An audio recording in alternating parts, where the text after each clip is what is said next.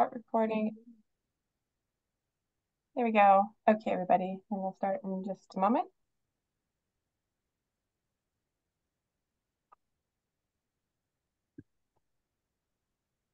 All right, there you go. Sorry, thank you for your patience as we got started. We had an unexpected snafu with the meeting link getting going this morning, but good morning, everyone. My name is Morgan Galliano. This is the grant award training for the 2023 and 2024 State Fire Capacity Grant Funding Program. Today's training will be presented by me, Morgan Galliano, and if we're able to get Chris Lozano into the meeting, he will be presenting the training as well. If not, we will just move forward as we are. Chris and I are both members of the grant team at California Fire Safe Council. And those of you who are receiving 2024 State Fire Capacity Grants will be working with Chris moving forward. Those of you in the 2023 group will continue to work with me.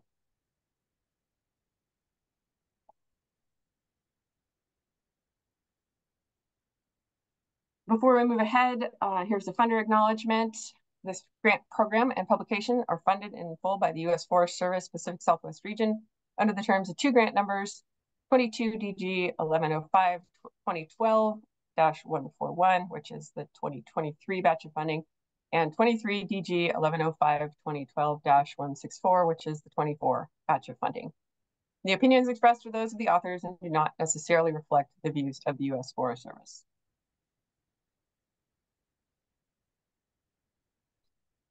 So for the meeting process this morning, please remain muted, except when we will introduce ourselves in a minute. Fabiola Garcia Lopez is on the call. She'll be putting links in the chat in case you want to check out sites as we go. Those will be in the grant guide too, so don't feel like you have to copy everything over or capture it. And you can find those links there. We'll be sending out the grant guide following the training. And then Becca was going to be joining us to answer questions in the chat. If she's not able to make it onto the call, what I'd ask you to do is just save your questions for the end. We've got time for discussion, questions and answers at the end. So, jot it down, or you can capture it in the chat and then we'll look back at the chat at the end of the meeting and we'll discuss those questions there. Let's see. All right. I have to change our structure a little bit here as we go through. So today's training will give you an overview of the grant cycle and how to complete the requirements that are part of the federal grant process. A link to this recording will be posted on the California Fire Safe Council website, and we'll send that link out to you in a follow-up email after the training as well when we send out the grant guide. So I think I'm just going to continue on instead of handing things over to Chris. And so we'll get started with an overview of the agenda. We'll start by talking about where the selected projects were. We'll have a little introduction. I'll let everybody come off mute and introduce themselves and their project. We'll talk about the components of the grant subaward, the federal grant process requirements, so things that we do as federal awardees, in addition to what we would do completing a project, say with unrestricted funds. We'll go through the payment process that you'll use to request funds for your grant, the progress reporting requirements, the closeout process, and then we'll share a little bit of a few resources that CFSC has available, and then we'll have time for Q&A at the end.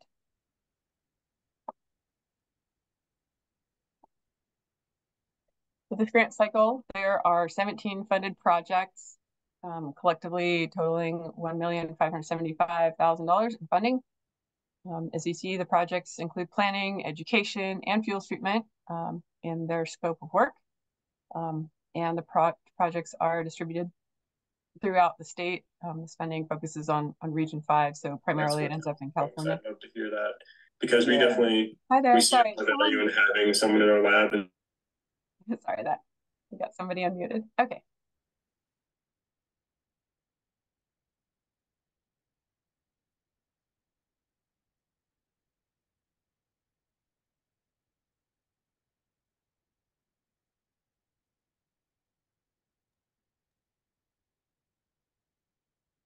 Morgan, I think you're muted. Okay, that's what I thought. I had to mute someone else, and it told me I was muted. All right. I think we have a ghost in our Zoom meeting, maybe. All right. I want to take a minute and let everyone introduce themselves. We've got you guys listed in order up on the slide. I realize not everyone is probably here in the meeting, but if you're able to come off mute and just share your name, your organization, and your project, and we'll go through in the order that everyone is listed on the slide. Feel free to just, go from one person to the next. If we have a few crickets, we'll just move on to the next group and assume that that organization's not here today. So do we have folks from Trinity County RCD?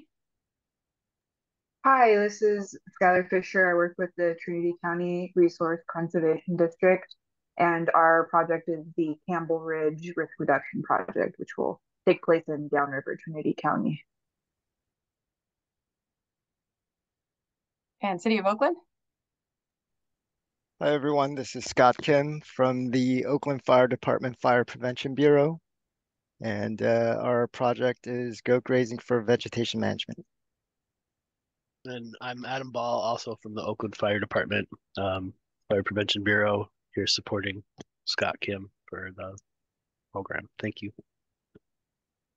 Hi, everyone. My name's Chelsea Hutchins. I'm with Sierra Resource Conservation District, and our project really focuses on helping landowners in Eastern Fresno County.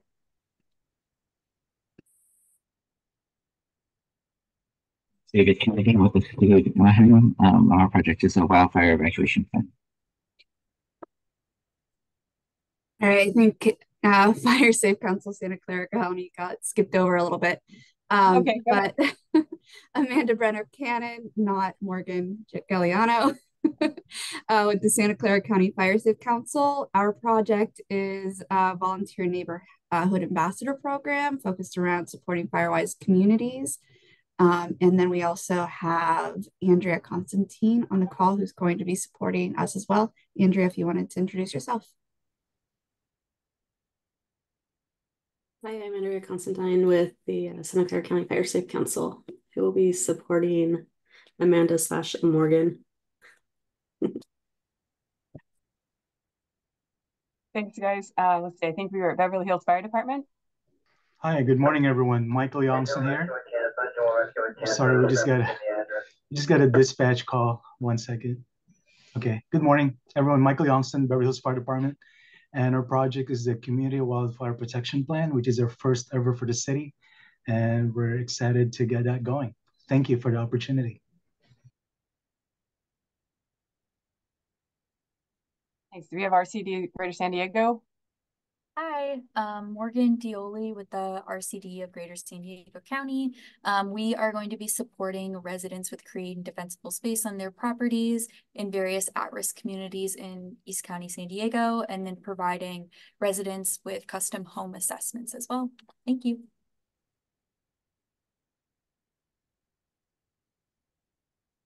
Folks from Audubon Canyon Ranch? I know their project is to support prescribed fire education, so they have a coordinator position that they're funding. Folks from San Gabriel Valley Council of Governments, are you on the call?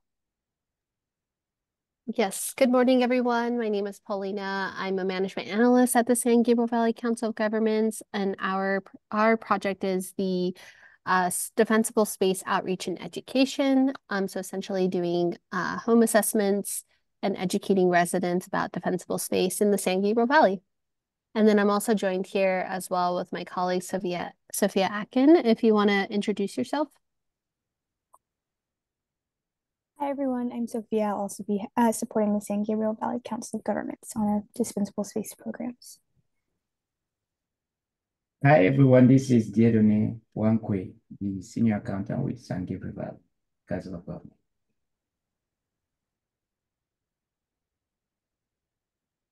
Okay, I think that was everybody from the 2023 group. So our 2024 group, Mateo, Eddie, I know you're here. You want to say hello? It's Eddie. I work with the San Mateo Resource Conservation District. Our project will be funding the annual Neighborhood Chipper Program in collaboration with our Fire Safe Council partners, South Skyline Fire Safe Council, and also San Mateo Fire Safe Council.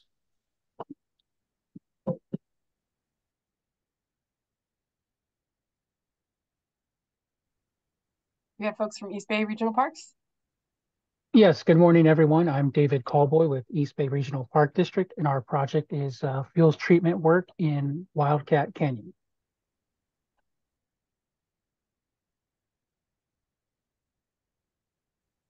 El Dorado County, are you folks here?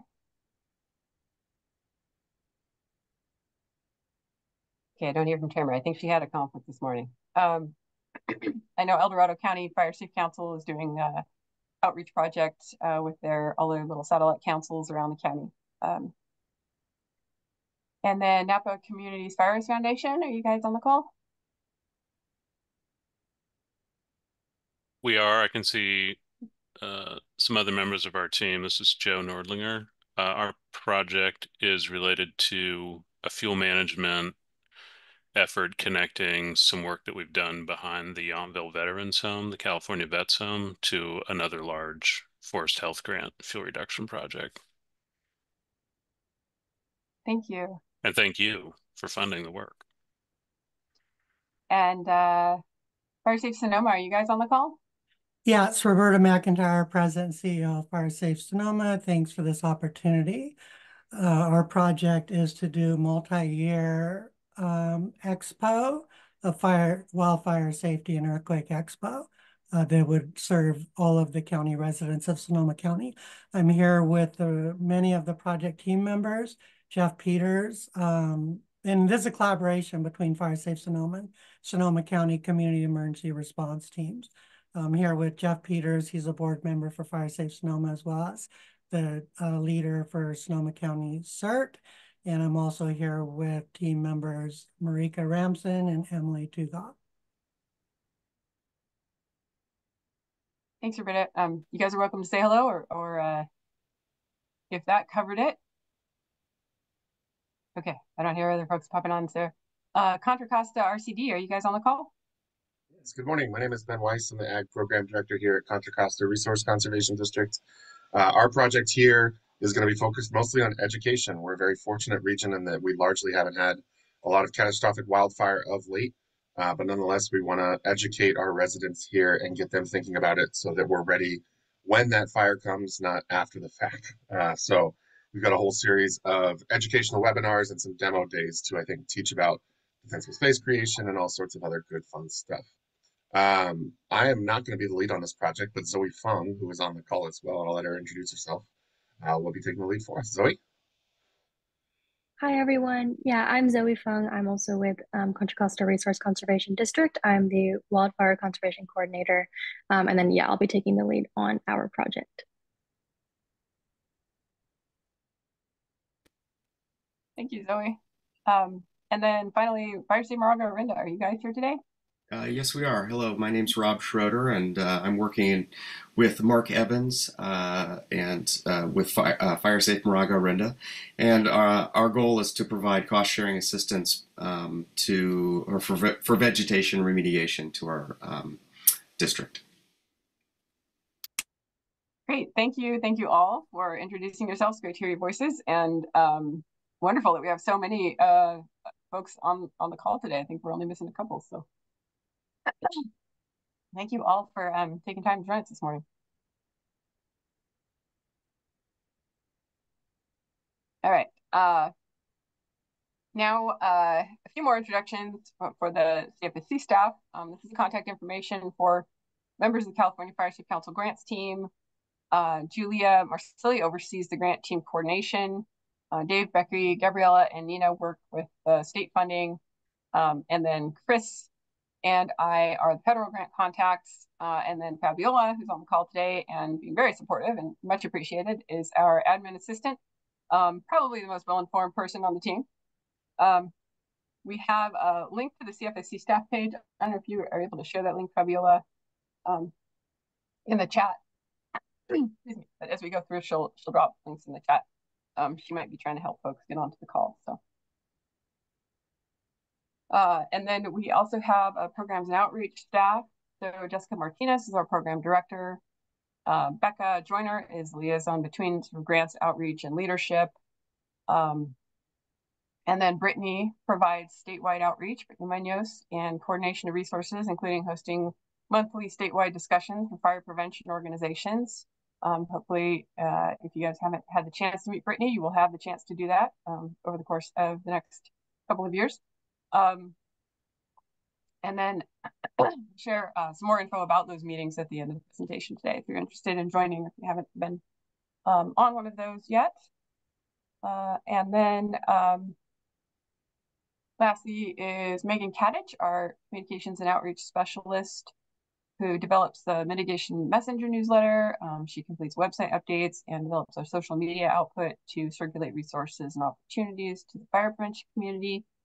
Megan also has an extensive background in fire management, so she's a great resource if you have communication questions or need support with social media.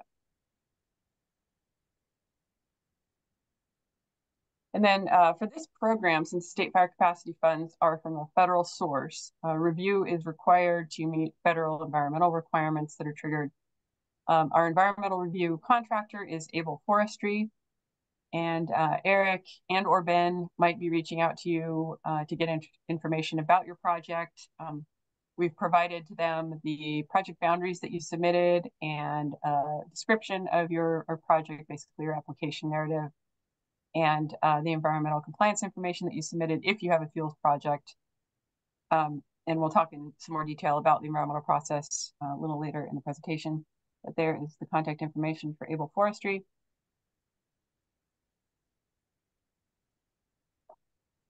So here's the grant life cycle. This diagram shows the way that federal grants and most other grants, for that matter, are structured into phases. We're currently starting the award phase. It's sort of this transition where we've identified the selected grants. We've gone through the pre-award and risk assessment process. Now we're preparing the subawards. And then the next step is to get into the post-award phase, which is the actual grant implementation phase. Everyone should be receiving their subaward agreements via DocuSign soon. So that's kind of the next step that will be happening in this phase. And then the grant subaward agreement that you will sign for your grant is the official award document.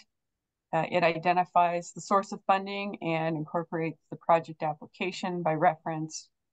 So when you sign the subaward, you're agreeing to complete the scope of work defined in your application according to the standards in the Code of Federal Regulations for grants, in exchange for the grant funding.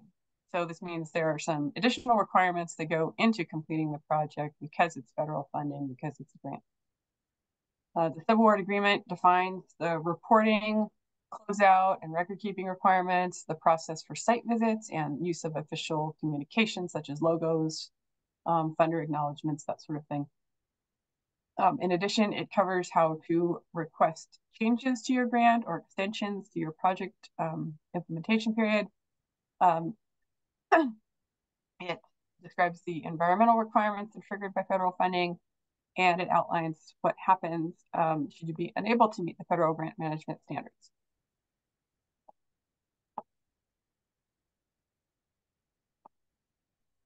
In addition to this training, a specific grant management handbook will be provided to you as a follow-up. It will cover the same topics presented in this training today in more detail, and will be a reference on those topics. The purpose of this training is to kind of get you comfortable with the pieces of the grant process and the steps that you'll need to take to implement your project and document your grant successfully.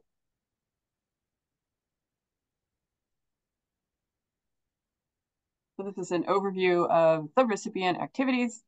I'm sure most of you are pretty familiar with these steps. You've probably had other grants. Some of you are pretty new organizations, so this might be the first time you've kind of gone through this process. Either way, these are examples of the activities that will be required as part of the grant-funded project. You'll be completing the project as it was planned within the 2-year grant period.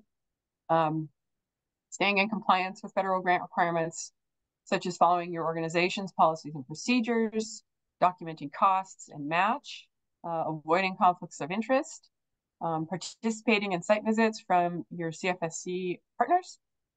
We aim to visit each project at least once during the grant cycle to see the project area and meet the people who are involved.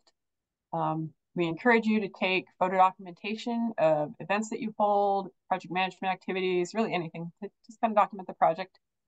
Fuels treatment sites, of course, before and after photos throughout the project. This information enhances the progress reports. We share it with the funding agency, the Forest Service in this case.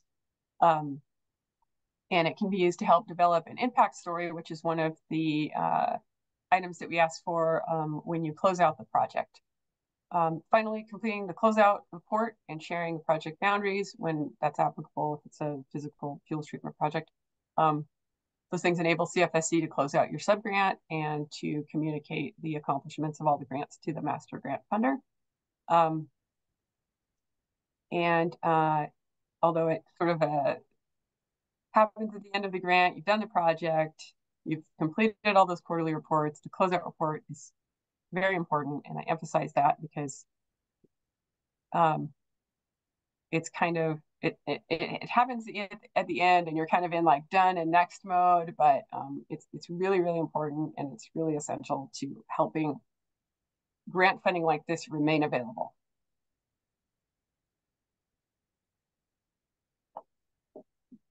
And these are the activities that California Fire Safe Council will be completing during the grant term. So we're working alongside you to implement these grants.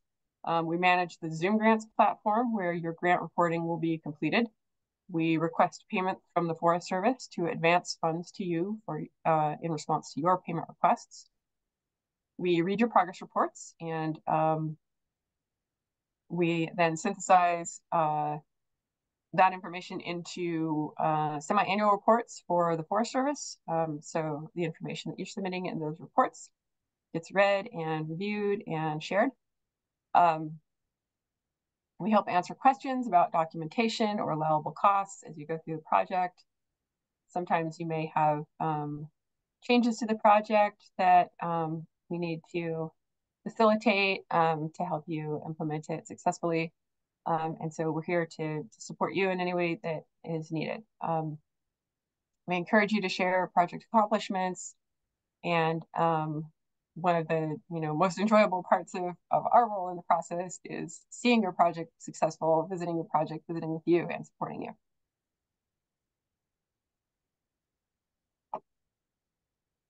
When we talk about federal grant requirements, we're talking about the standards and processes described in the Code of Federal Regulations for Grants, which are described in 2 CFR 200. This is the Code of Federal Regulations. There are a lot of topics there, so if you need guidance on where to find a particular subject, that's part of what we're here for.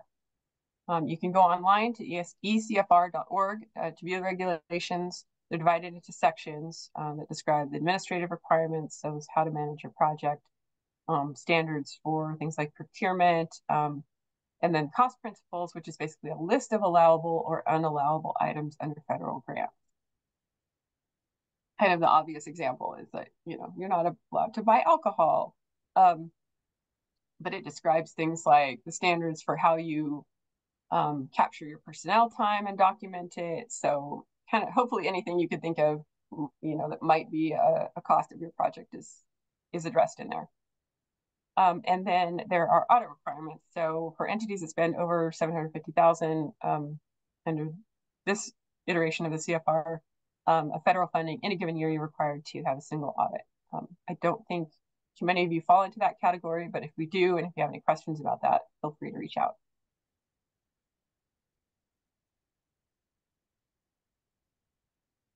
So this just describes the order of precedence for grant requirements. So there are sort of multiple layers of requirements presented to you. In the case that something is inconsistent, the higher tier regulation or document takes precedence.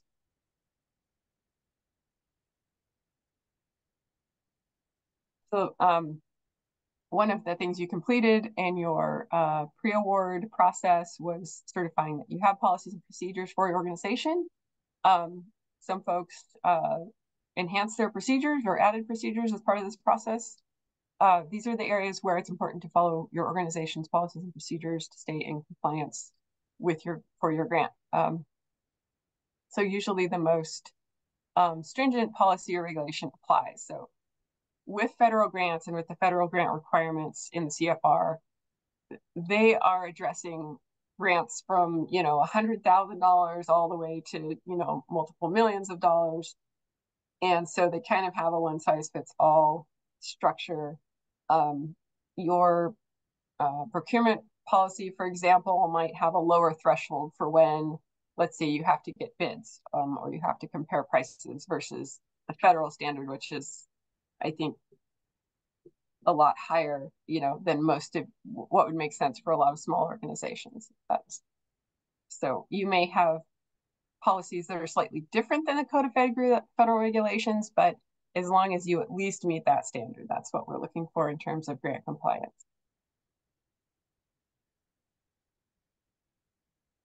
So everyone is required to carry insurance to protect the assets of the grant. Grant recipients typically have liability and directors and officers insurance, but CFSE does not define the specific types or levels of coverage that you need to have. So it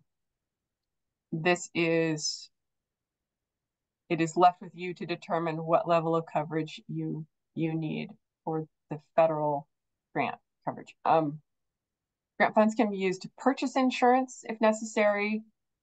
If you need to wait until your first funding advance to purchase insurance, that is a possibility. Just, you know, let us know, because we do ask you for proof of insurance on your first payment request, and you would just need to indicate that you plan to purchase insurance. That's always something we've done with these grants over the years. A lot of times we've funded organizations that were brand new. This might be their first grant, and getting insurance was a big hurdle, even though for an established organization, it's probably a smaller part of the budget. For a brand new group, it can be a big purchase. Also make sure that any contractors you hire have proper insurance and document that in your procurement files. So it's rare that a situation would come up where that would result in terminating a grant subaward. But there's a provision there in the subaward agreement that allows for that process. We have terminated subawards in the past at the actual recipient's request because they had, you know, just lost capacity to implement the project. There's a lot of time between application and implementation, and their organization had, you know, lost its capacity to manage the project, basically. So it wasn't necessarily a negative situation, or, you know, it was just sort of the circumstances dictate that was necessary. But we would have to terminate a subaward if it, you know, appeared that the project just wasn't going to move forward.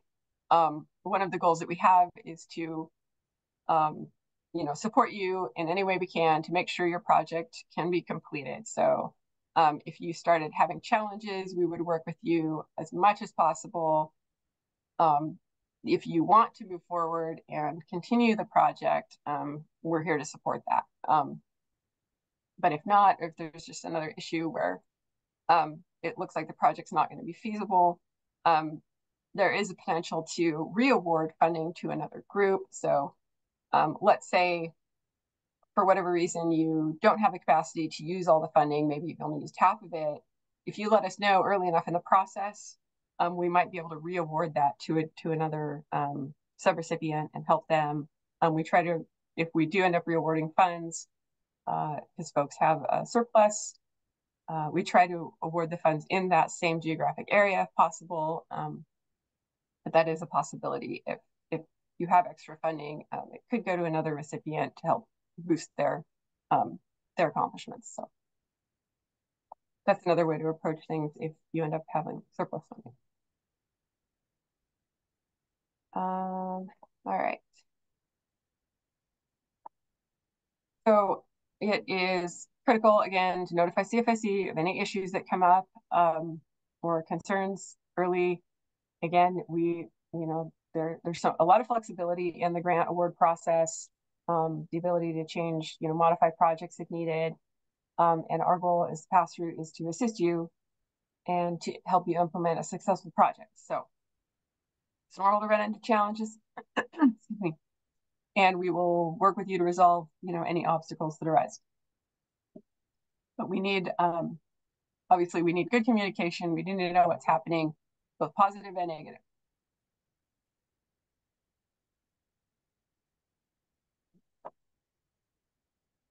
So we talked about this in the pre-award. We have the goal of, making your programs and making the benefits of your programs as accessible as possible to the community, to the folks in your community who will benefit the most. Because these are federal funds, we want to make sure you meet the requirement to share that intent. So if you do have an office, one of the requirements is that you post or make available the And Justice for All posters and brochures that just talk about providing access to programs. The brochures and the poster are available in the Zoom Grants library. So if you need those and you want to download them, you can access them there.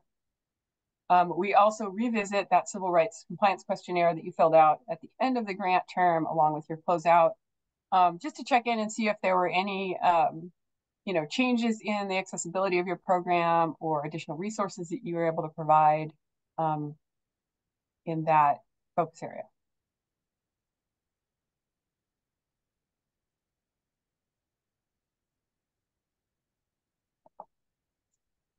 So your projects will be reviewed at the beginning of the grant period. This is currently one of the processes that's happening to meet the federal environmental requirements. If your project is doing vegetation treatment, if not, CFSC will make the determination that there's no vegetation treatment, and we will move your project forward. Basically, you don't have any mitigation requirements at that point. If you are doing vegetation treatment, your organization is responsible for any state or local requirements that may apply. If you have state funding as match, for example, CEQA will likely apply, not always.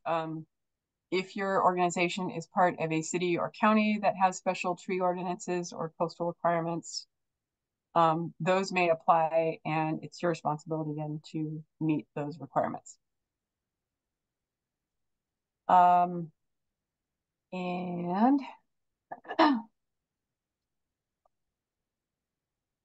additionally, the federal environmental acts that are triggered by this grant funding are the Endangered Species Act, the Migratory Bird Treaty Act, the National Historic Preservation Act, and the Bald and Golden Eagle Protection Act. Because of the way that the funding is structured, NEPA is not triggered. So Able Forestry is, again, CFSC's environmental review contractor. They will complete the review of the projects for the federal compliance for these acts. And they might, again, reach out to you directly to ask for information about your project. So once they have completed their review, they will notify California Fire Safe Council, and we will provide a letter to you listing any compliance requirements or mitigation requirements that they have identified that need to be incorporated into your project, and we'll provide that letter to you once their review is complete.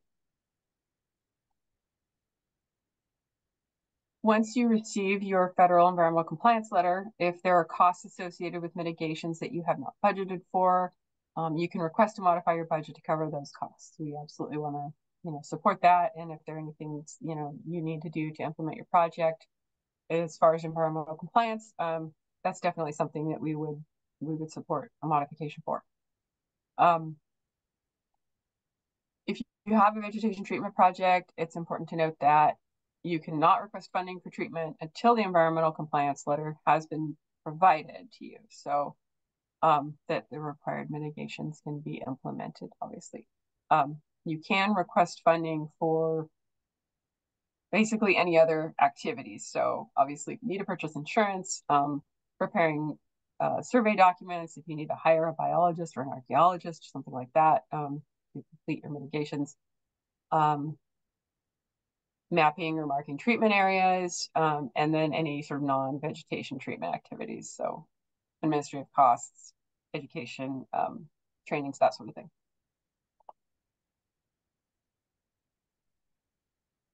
So now we'll talk about some of the specific guidance that is in the Code of Federal Regulations related to procurement, because that's obviously a big piece of the grant implementation. At this point, your organization should have basic policy and procedures for procurement. There are some items to include to make sure your purchases will meet federal procurement standards. Obviously, taking the steps to research the best ways to meet your project needs should be part of your process. For example, you might be able to find, used equipment or share resources with other organizations. You can explore when to hire a position versus a contractor, or invest in training an existing staff member, based on the technical skills or timing of the services that you need. You've probably already thought through most of those things as you develop your budget. But that's just something to consider as you, sort of define and implement your procurement process.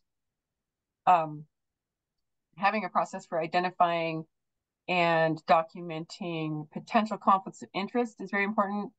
And also a process for documenting how they were addressed. So if there's an audit and there's a question about conflicts of interest, I mean, this is a pretty common thing that comes up, especially, in sort of smaller areas. So you want to make sure that you are actively addressing it. You also want to check the excluded parties list on SAM.gov for any contracts you're awarding over $25,000, to check that contractor name to make sure they aren't suspended or barred. Have clear methods for resolving disputes that all parties agree to, and have a reasonable, consistent method for making procurement selections.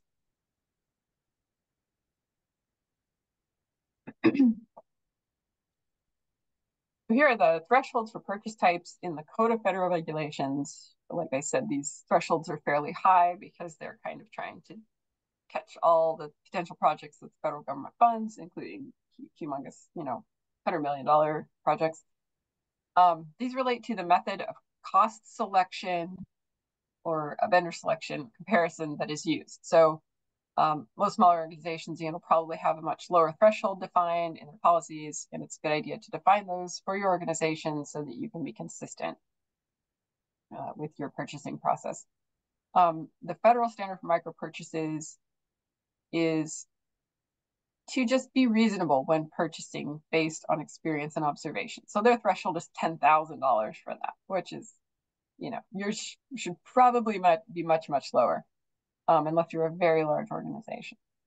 The standard for micro purchases, it might apply to just small items like supplies. So it's basically saying you don't need to do a price comparison when you're buying a ream of paper, right? It's not efficient. It's not reasonable. So you just want to look for reasonable savings based on the time, required. For small purchases, again, the term small has a specific meaning here. The CFR refers to finding a reasonable number of sources. Again, reasonableness is a standard. So maybe if you're buying a larger item, you might want 4 or 5 sources or quotes. If it's a smaller item, let's say you're buying a printer, if your threshold is lower for small purchases, you might require more than one, in your research, more than one price source, but then you don't need to go crazy and, compare like 20 different printers. So often people use three sources kind of as the standard. Your procedures can define that if needed, if that's what works best for you. For very large procurements, and these grants don't even hit that $250,000 threshold, formal publicly advertised proposals are required. This is a requirement in the CFR. Obviously, the goal is to provide open and fair competition for these funds, for these projects, to multiple potential vendors. Most of you, again, won't even hit this threshold requirement for bids unless you have, let's say, a very large matching commitment where you have a really, really large, contract with someone for, you know, vegetation management, that sort of thing.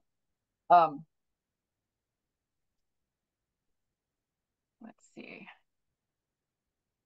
But again, with your organization's individual policies and procedures, you might have a lower threshold. So maybe you require bids at 10,000, something like that. So the intent is that you follow your procedure for your organization consistently. And we do get questions about competition quite often, like how do we select our vendor now that we've got the bids and maybe one of them doesn't make sense but it's the lowest price, so are we required to award that? So here's what the CFR says about awarding contracts based on the lowest price. So this is the language. A firm fixed price contract award will be made in writing to the lowest responsive and responsible bidder. So again, there's a reasonableness component built in. So if you aren't comfortable with someone's performance as a vendor on previous projects, you have the discretion to decide whether you want to award a contract. Again, document that, document your process. So if there is a question later on, either under an audit or if the vendor, you know, is questions the award, you've documented your reasoning.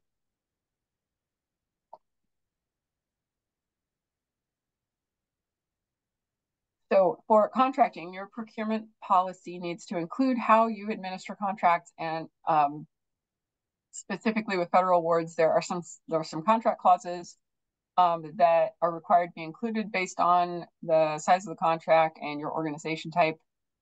These have to do with things like termination and payment processes and safety standards.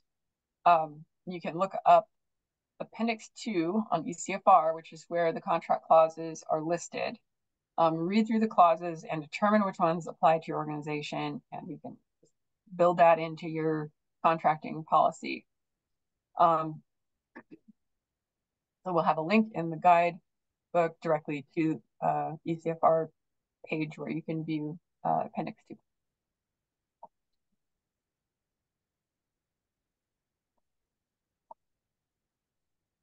Finally, before we take a break, conflicts of interest to get their own slide, because especially with taxpayer funding and especially with small local organizations, it is extremely important that everyone who is involved in the project, from contractors to beneficiaries, feels like the funds have been spent fairly and the benefits have been provided in a way that justifies the project costs and meets the community needs, right? We don't want people to feel left out, that they were skipped, that, or that, contracts were awarded in a unfair, non-competitive way. There are some common conflict-related situations listed here, and we have seen examples of all of these on projects. The important things about potential conflicts is to identify them, assess them to determine how to make the process fair, follow your procedure, and document the resolution. So there is, a difference between having the potential for a conflict or a potential for something unfair versus that thing actually happening. And we want to sort of catch that process where it doesn't turn into, something that is problematic. So that's where having a policy, having a process, and documenting things comes in, because we don't want people to, not be involved in a project if they want to be, just because they may have, a personal relationship with someone else who's involved in the project. That's when we commonly see, or let's say they have a business related to the project that's going on, that's, but they also serve on the board of, let's say, the Fire Safe Council or something. So we just need to make sure that with those relationships can exist in a way that doesn't sort of flow downhill into an actual situation that is creating a real conflict.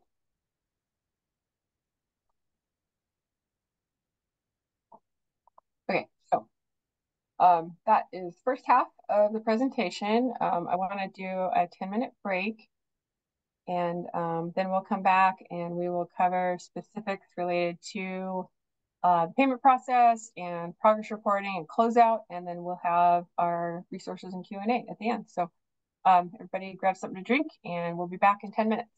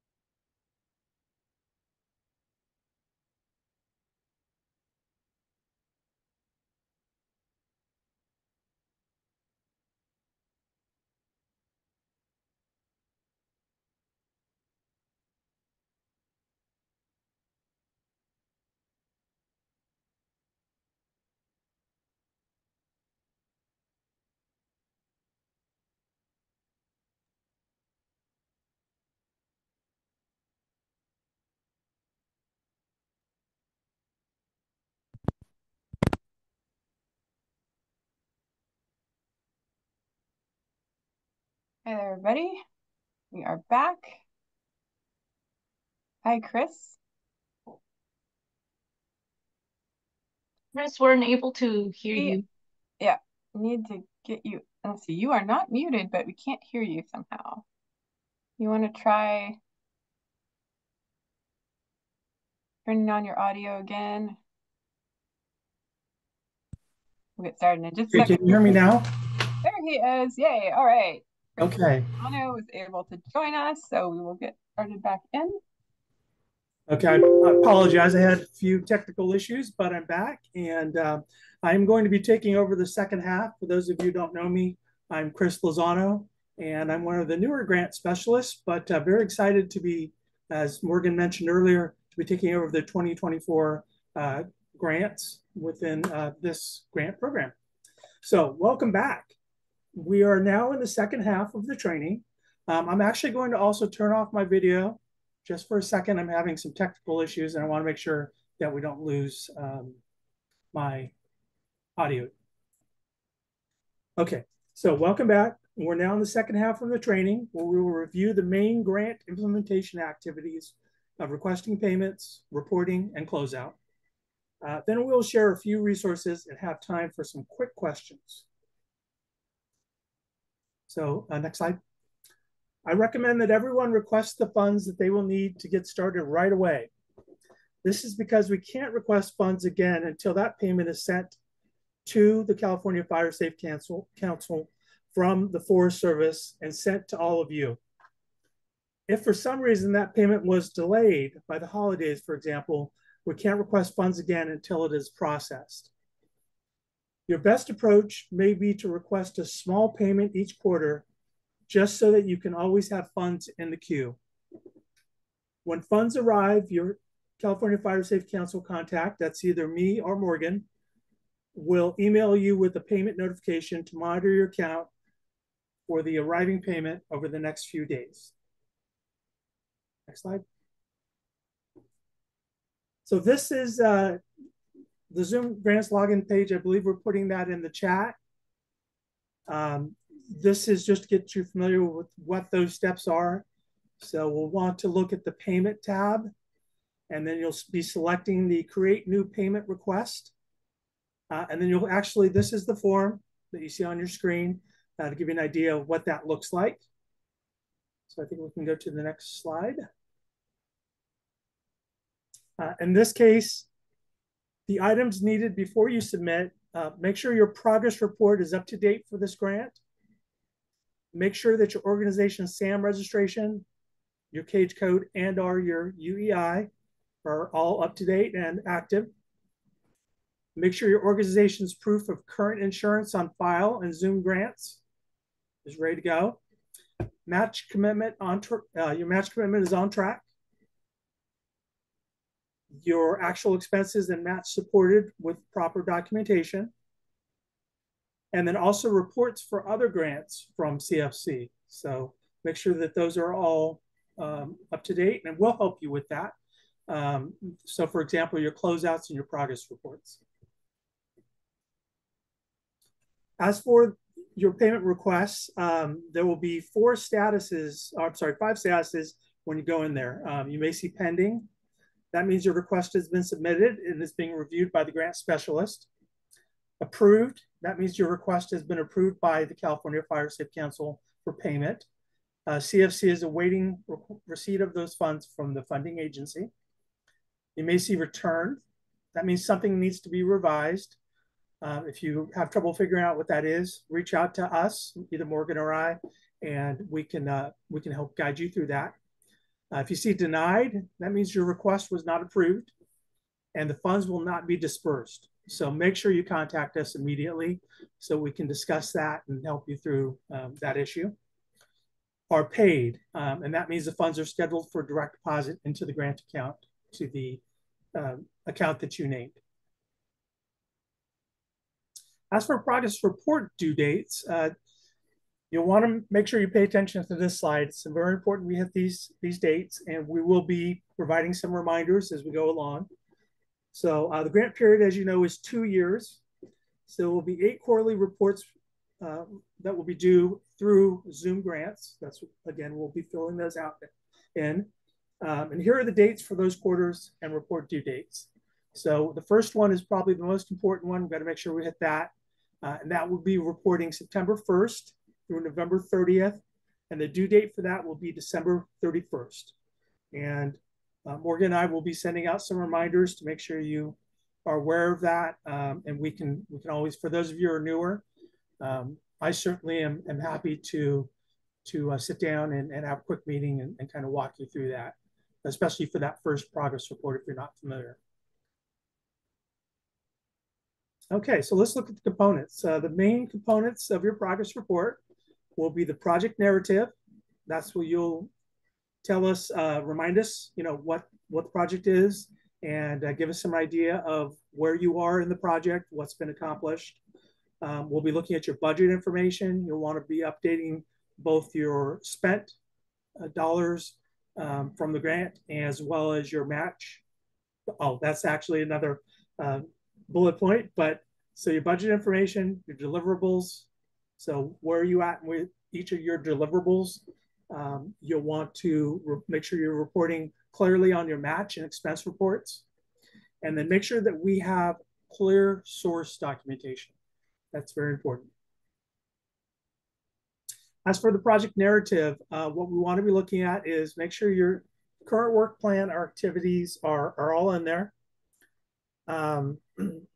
Any project tours or meetings, you'll want to make sure that we're aware of those.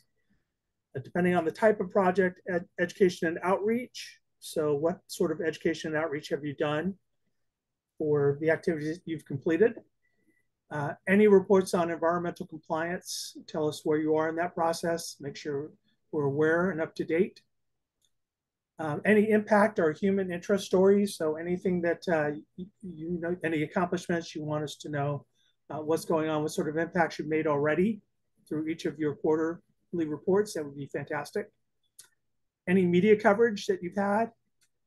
And the other important thing is make sure that you share any challenges or delays.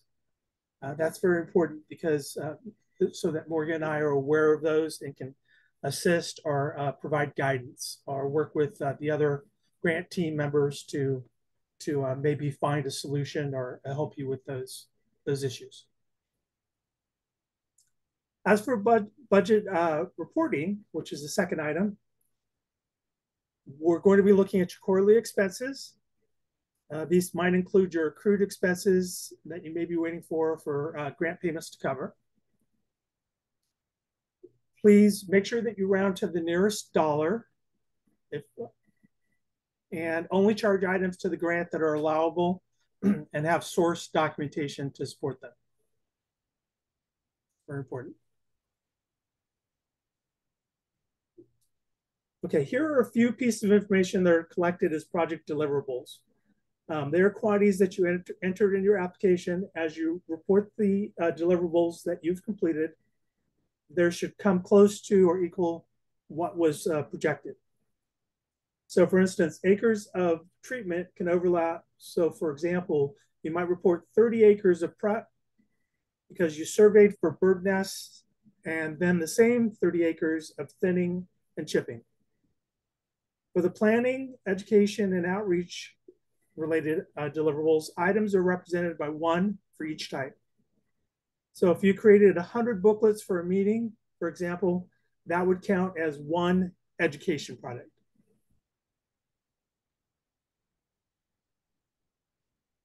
Okay, let's now look at the match and expense reports. So we're going to be, as part of the source documentation process, there are match and expense reports to complete. So this is so we can understand in more detail what items are included in each budget cost category. This enables the grant staff to review your source documentation and know what we should be looking for. It also helps you to keep track of what expenses and match you have reported for each quarter. The match and expense forms are included in Zoom grants and the progress report document upload section at the bottom of each report. Again, if you have any issues finding that, make sure you reach out to us and we'll assist you with locating that.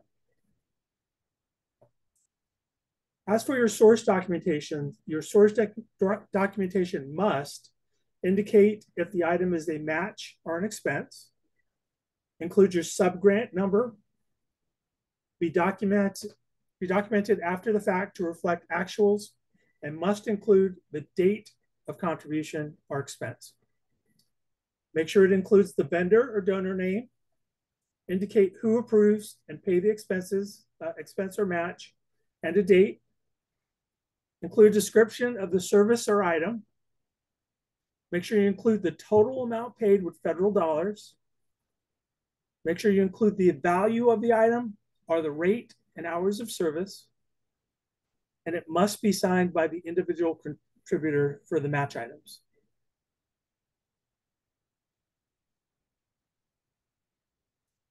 Okay, possible modification requests. At some point, you may need to change your project or your budget in some way, and there's a process for that. Small changes to the budget that are less than 10% do not require prior approval, but larger changes in the project scope, key project contacts, or deliverables require approval from the pass-through. That's us. In this case, again, the California Fire Safety Council. The modification form will be provided in the Zoom Grants document tab, and if you need to request a modification, you can submit the completed form in the same location. Either Morgan or I will review your request, and it's also likely that we will already talk to you about the change. And if it's okay with the grant program, the change or extension will be approved.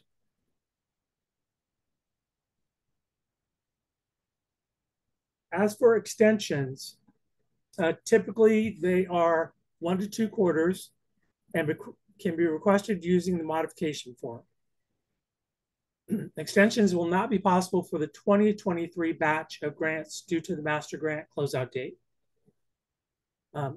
So that's an important point for those of you who are 2023 grantees or awardees.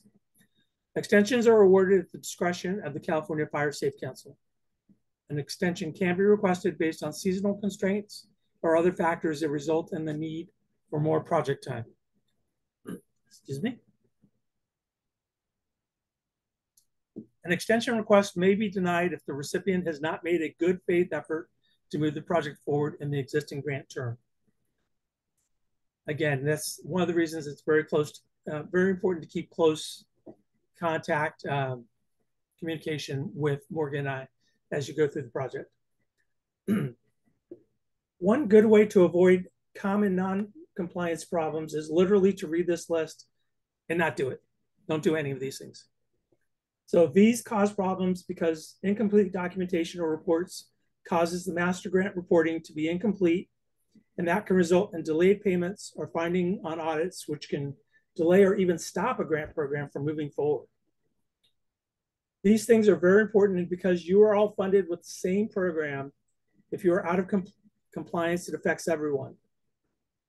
If you have reporting challenges, don't hide it. Reach out if you need more time or any kind of clarification. We're happy to help you through your reports, especially if you're not sure on how to complete it or approach a particular item. So let's talk briefly about site visits and desk reviews. The California Fire Safety Council staff do make site visits to the projects we fund. Site visits are part of the master grant requirements, and they are a standard part of most grant programs. We look forward to making site visits to see the work is being accomplished in the communities that you serve, and we want you to feel seen and supported when we visit. So we will reach out as early as possible so that we can set up a good time to visit for you and the other constituents that are assisting with the project. The main objective is to meet you and see the project location in person. But on site visits, we might also check in on your source documentation, our procedures to help us understand your processes. There might be a modification to discuss, or if you have new added staff, we might help them get up to speed on grant requirements. It just depends on the individual project. And again, as you saw earlier, there's a real variety, real breadth of different types of projects. So it's important that you work with us. Okay, grant closeout. Grant closeout is its own phase in the grant cycle because these are some important steps that happen, especially with the subgrant pass-through relationship.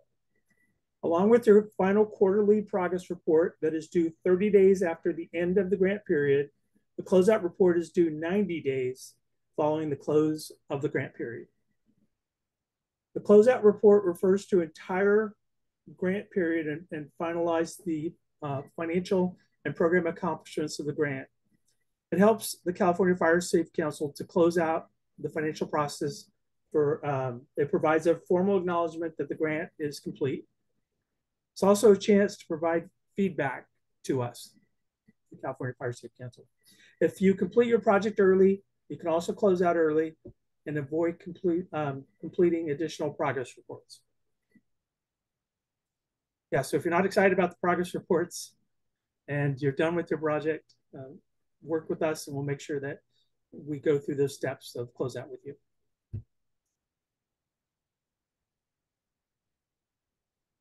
Okay, oh, sorry, I went the wrong way. If there are any items you need to revisit as we go forward, Morgan and I are here for you, and we will explain any steps that you need with extra reminders or to help you with. We are getting the financial tab and progress reports prepared so that you will be able to go in and request payments soon, and we'll let you know when those are available. The next steps will be for you to stay tuned for the DocuSign subaward agreements and any notifications related to the environmental compliance for those of you particularly who are doing vegetation treatment. So let's talk about resources. You can see some of the key resources. We will be sending you the grant guidebook shortly. The Zoom grants, universal tutorials, we'll be sending those. I don't know if we're putting that link in the chat, but that will be available soon. Your grants specialist will have regular check-in calls. So again, take advantage of those, and important websites in the handbook. So in the handbook, we'll refer you to a lot of other places where you can find things like the newsletter sign up and other resources that we think will assist you through this project. And then there are California Fire Safe Council outreach monthly meetings. You can find those on the CFC events page. And that's an opportunity to share resources directly with other organizations. And hopefully you, I missed the introductions, but hopefully you guys have a better idea of who else is receiving grants and can reach out to each other, particularly if you already have developed a relationship. So here are some of the newsletter and e-blasts that you'll find on the website. And the next thing that we'll be looking at is the Virtual Learning Center. And these are, you'll find some good articles in there and some outreach type documents in a lot of different categories. So that's the Virtual Learning Center. Again, you'll find that link on our website. We have an events calendar where you can add your events if you would like. And with that, I'd like to thank you. I believe, Morgan, we're going to be going to questions at this point. So if you want to lead that. Yeah, let me stop sharing. Thank you, Chris. Thank you for presenting the second half of the presentation. We were actually going to do it the opposite way.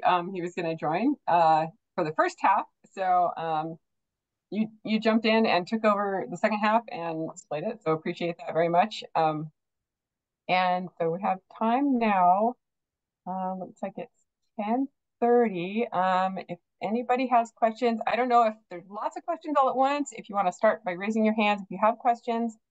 I know Becca was able to jump in the chat and answer some questions. Becca, was there anything that came up that maybe we should discuss some more so that the entire group can chime in and share? Or do we just want to kind of take questions and topics as they arise?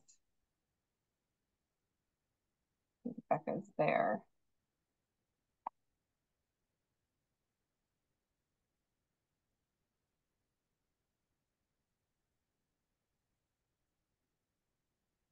Maybe she's not there. Okay.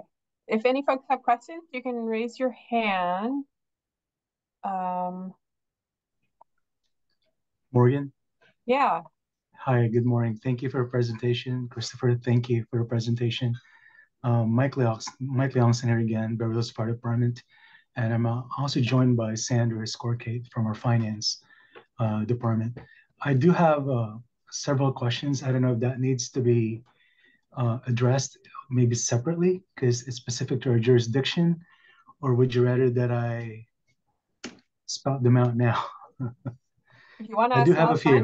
few. I don't see other folks with questions. So yeah, go ahead if it's something that maybe we can talk about.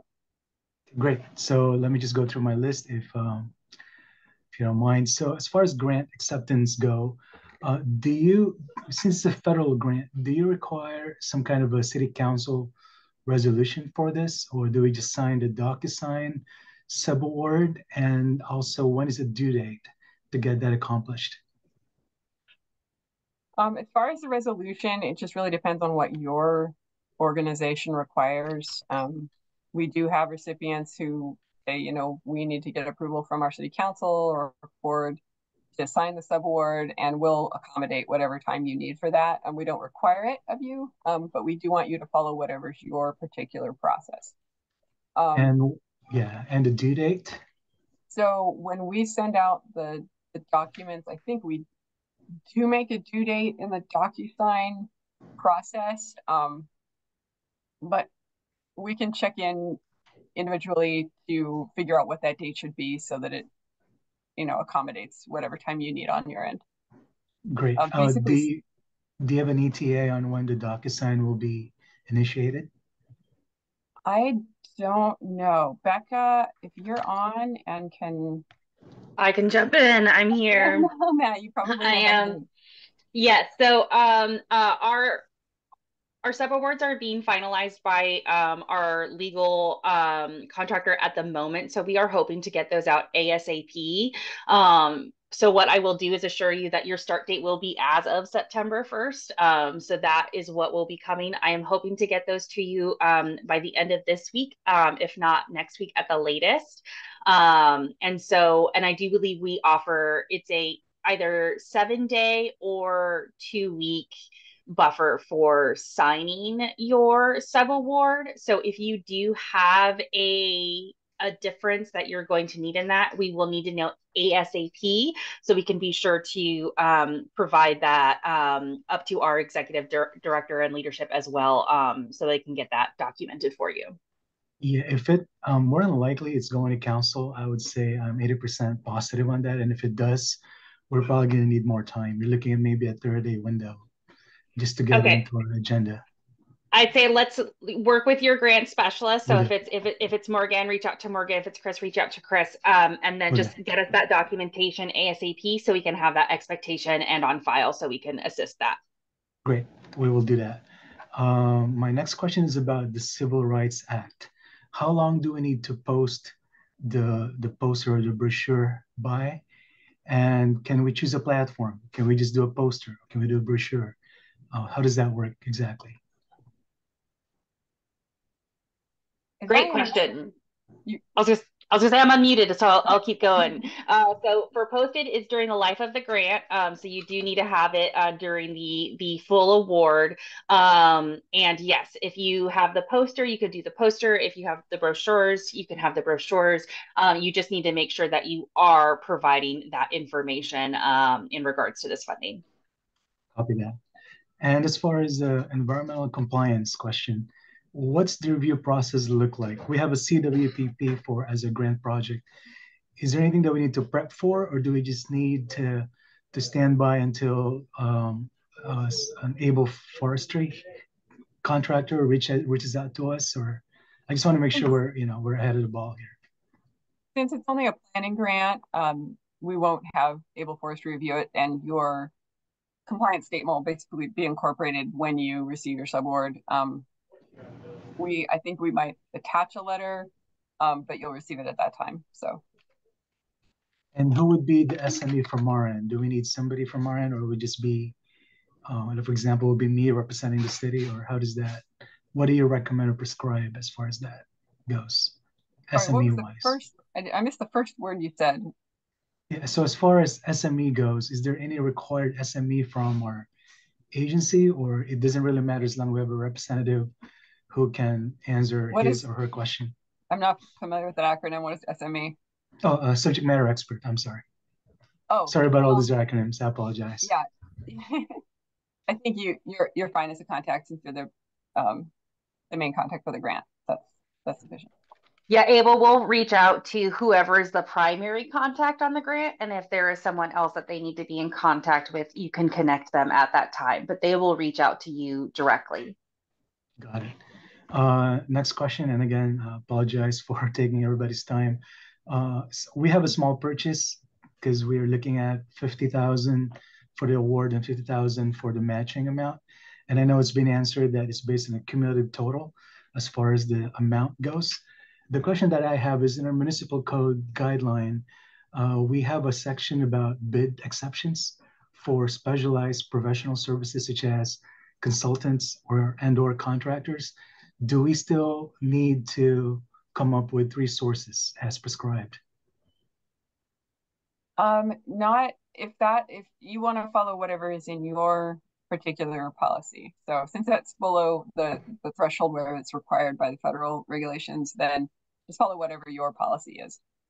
Because when I look at your slide, it says small purchases. We're at $100,000 range even. And it says quotations are rate from an adequate number of sources. So that's pretty much the genesis of my question. Do we still need to come up with sources, or do we just cite that section from our municipal code? You would cite whatever is in your code. And no additional sources needed or quotes. If that's what your policy. Thank you for clarifying that. Yeah, sure. And almost done. Payment request. Can we request one full payment at the end of the project, or is it quarterly only as an option?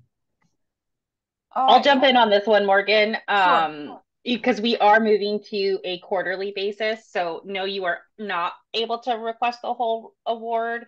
At the end, we do ask that you do have regular payment request schedules that go concurrent with the process, of your program. Like as you're expending, we want to be able to see those funds being spent. So obviously with city and county, it's a little bit more difficult, and we understand that, but we will want you to be on a regular request schedule. Got it. And that's all I have. Thank you. Thanks, Mike. That probably helps some other folks too who may be in the same situation, especially with the needing approvals to get the subaward signed. Skylar, do you have a question? I see your hand up. Yes, thank you. I was curious regarding the mapping that we submitted as part of like the pre-award. We've already started implementation on a different project in the area that we're using as match.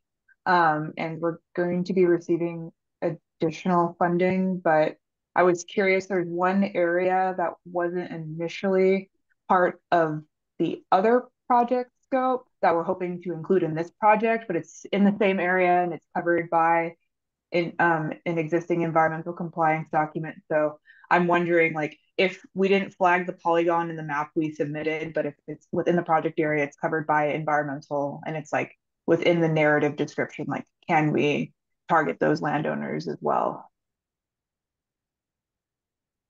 Yeah, at this point, if it is, part of the boundary that you submitted, it's included with, the project scope. You're basically defining that in this moment. You should probably,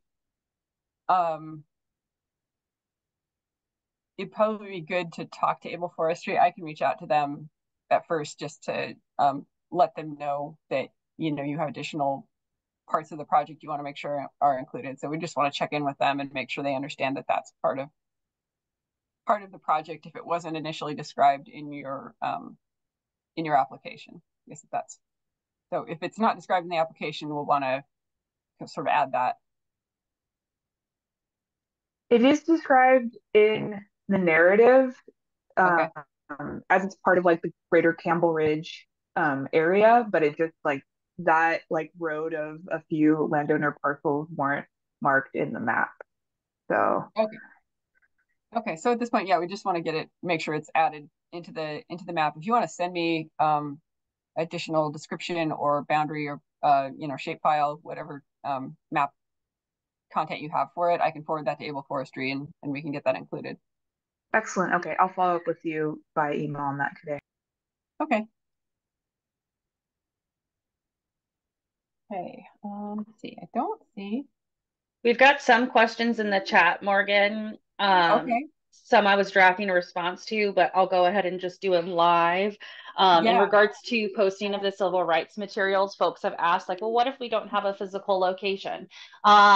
Great question. I would then say, let's discuss offline with your grant specialist. However, it would be like, do you have a website? Are you going to be administering any, documents or anything like that in regards to this program, and ensuring that any staff or program persons that are working on this project have access to that information. So ensuring that you're sharing the brochure with team and anyone that is working on it. So we just need to make sure that you are documenting it as well as providing it to team that are also implementing this program. But understand that you may not have a physical location that you can hang that up.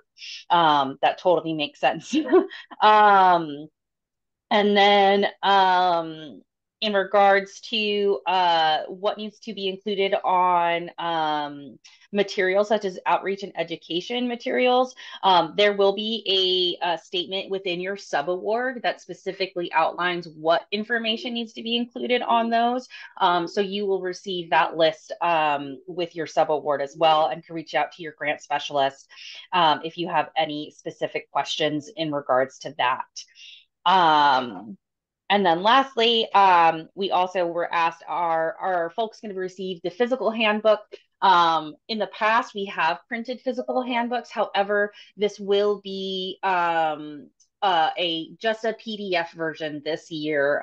So it will be available both online on the website as well as provided to you with the slides from this presentation. And we'll also collate any frequently asked questions from this call as well.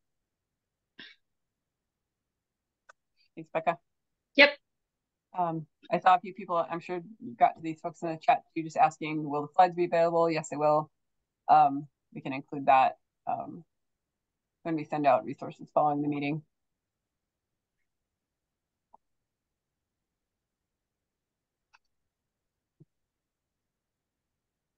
All right, well, I don't see any other hands up, but if you guys do have follow-up questions that come up, once we send out the grant guide, it's easiest to, clarify things on the front end, so you're comfortable moving forward and implementing your project and documenting your grant. So if any questions come up, or you just kind of need some individual support, Chris and I, will do our best to be as available as possible to you. And that is our role. So please use us as a resource and let us, support you